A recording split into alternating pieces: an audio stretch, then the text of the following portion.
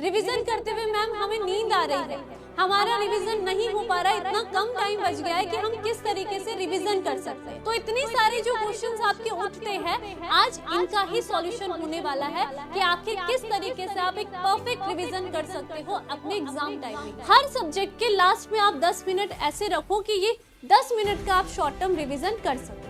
Clear? ये daily का revision. बहुत सारे बच्चे जिनके क्वेश्चन ये रहते हैं कि मैम रिवीजन करते हुए मुझे बहुत नींद आती है। क्यों? क्योंकि आप लोगों के पास रिवीजन के लिए आप अपने वही नोट्स देख रहे होते हो, और वो नोट्स आप देख रहे हो कैसे, लेटे लेटे देख रहे हो, कहीं पर बैठे बैठे देख रहे हो, ठीक है, और उस समय आपको उनको पढ़ते हुए आती है नींद। तो आप क्या करो, जब भी आप अपने उन नोट्स को देख करके पढ़ रहे होते हो, उस समय अपने पास एक रफ कॉपी रख सकते हो। हेलो स्टूडेंट्स, मैं शालिनी आपकी बायोलॉजी एजुकेटर आज आप सभी के लिए लेकर आई हूँ आपकी समस्या का हल। बहुत सारे बच्चों के बहुत सारे सवाल आते रहते हैं कि आखिर रिवीजन करते हुए मैम हमें नींद आ रही है, हमारा रिवीजन नहीं हो पा रहा, इतना कम टाइम बच गया है कि हम किस तरीके से रिवीजन कर सकते हैं। तो आज इस वीडियो में हम यही जानेंगे कि आखिर आपको किस तरीके से रिवीजन करना है इस कम टाइम पे ही। तो चलिए स्टार्ट करते हैं। सबसे पहले हम बात करने वाले हैं आपके जो रिवीजन करने में आने वाली समस्याओं के बारे में। हर बच्चे का यही यहाँ पर डाउट रहता है, यही बार बार क्वेश्चन आता है कि मैम हम जब रिवीजन करते हैं हमें बड़ी समस्या होती है। समस्या ये होती है कि पहले तो आपको टाइम ही नहीं मिल रहा है, आप कह रहे हो कि हम अपना सिलेबस ही कंप्लीट करने में लगे हुए हैं, हमें टाइम ही नहीं मिल रहा है रिविजन का। साथ ही साथ बोलते हैं कि यहाँ पर अगर रिविजन करें भी तो हमें यहाँ पर बड़ा ही कैसा लगता है, बोरिंग सा लगता है। आपने जो साल भर नोट्स बनाए रहते हैं, आप उसको पलट रहे हो और आप देखते हो कि उसमें क्या लग रहा है, आपको बड़ा बोरिंग सा लग रहा है, नींद जैसी आने लग जाती है। और बच्चों के ये काफी ज्यादा सवाल आते हैं कि मैम रिवीजन हम किससे करें, हम अपने नोट्स से रिवीजन करें या फिर हम दोबारा से लेक्चर देख करके रिवीजन करें।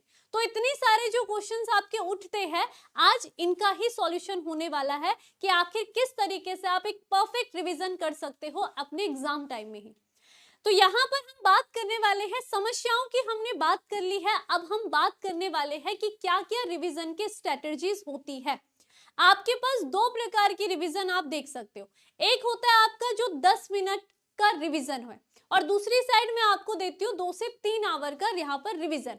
ठीक है, बहुत सारे बच्चे सोचेंगे कि मैम अब तो कम टाइम बचा है, हम यहाँ पर किस साइड चलते हैं, 2 से 3 घंटे हम एक ही बार में बायोलॉजी के सारे चैप्टर पढ़ लेते हैं, फिजिक्स में हम सब कुछ पढ़ लेंगे, है ना। लेकिन आप लोग गलती कहाँ कर रहे हो, आपको मैं जब भी पढ़ाती थी, आप सभी को ये भी याद होगा कि हमेशा आपको जब भी आप कोई भी टॉपिक पढ़ रहे हो तो वहां पर आप, ठीक है, जैसे आपने कोई भी सब्जेक्ट पढ़ा उसके बाद खुद से आप क्या करोगे, 10 मिनट का रिवीजन करो। ठीक है, एक ये होता है, और दूसरा ये होता है, ये जो 2 से 3 घंटे पहले आप जो रिवीजन कर रहे हो ना, ये जो रिवीजन आप करते हो ये होता है आपके एग्जाम से पहले का। ये आ जाता है एग्जाम से पहले, यानी कि जब आपका कोई भी एग्जाम हो रहा होगा, ठीक है, आप किसी टेस्ट की तैयारी कर रहे होंगे, तो आप उसके एक दिन पहले आप ये 2 से 3 घंटे का रिवीजन फॉलो कर सकते हो।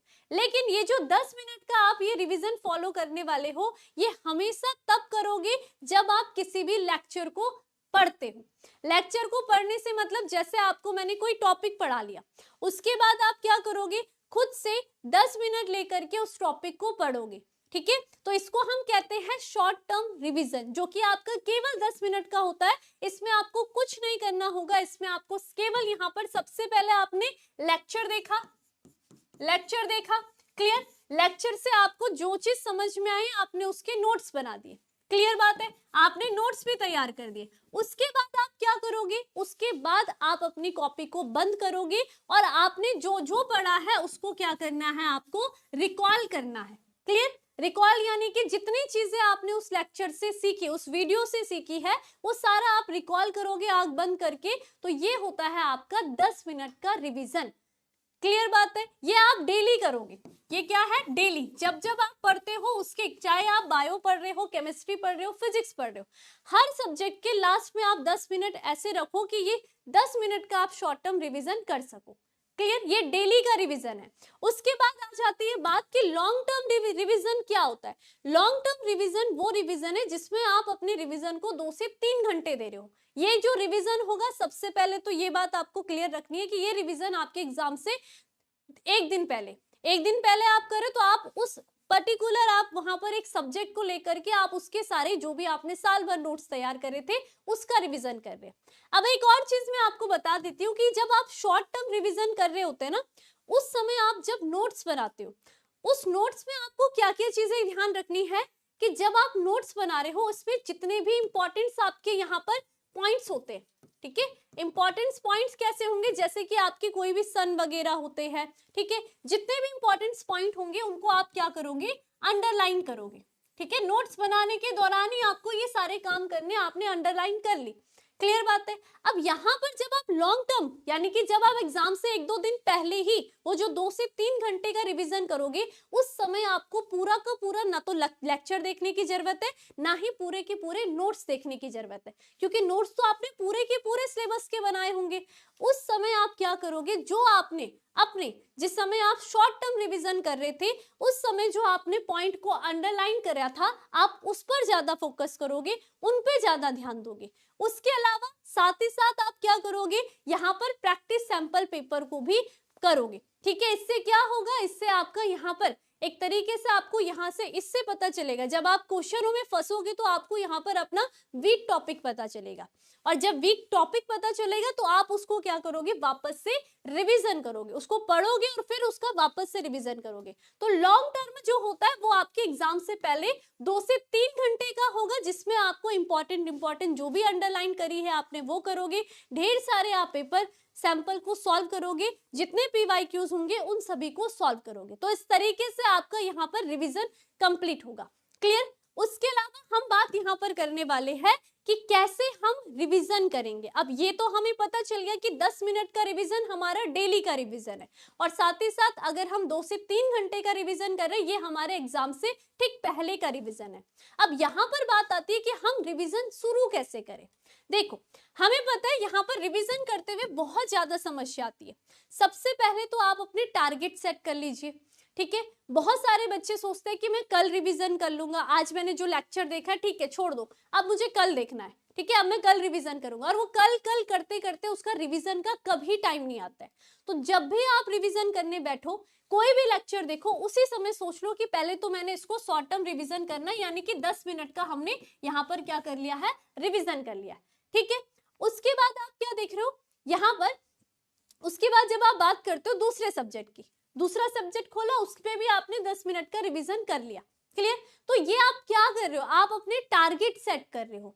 कैसे, जैसे कि अभी आपका पूरा सिलेबस कंप्लीट हो रखा है, ठीक है, अब आपके पास 1 महीना बचा है, आपका एग्जाम आने वाला है अगले महीने, तो आपको यहाँ पर टारगेट सेट करने पड़ेंगे कि मेरे को इस चैप्टर से इतना जो चैप्टर है इसका रिवीजन इन दिनों में मुझे खत्म करना है। आज अगर मैं एक चैप्टर लेकर के बैठ रहा हूँ बायोलॉजी का, फिजिक्स का और केमिस्ट्री का, तो मुझे आज इस एक चैप्टर को, इनके तीनों चैप्टरों को आज मुझे अच्छे तरीके से रिवीजन करके साइड रख देना है, ताकि मैं अगले दिन आने वाले जो अगले चैप्टर होंगे उनका अच्छे तरीके से रिवीजन कर सकूं।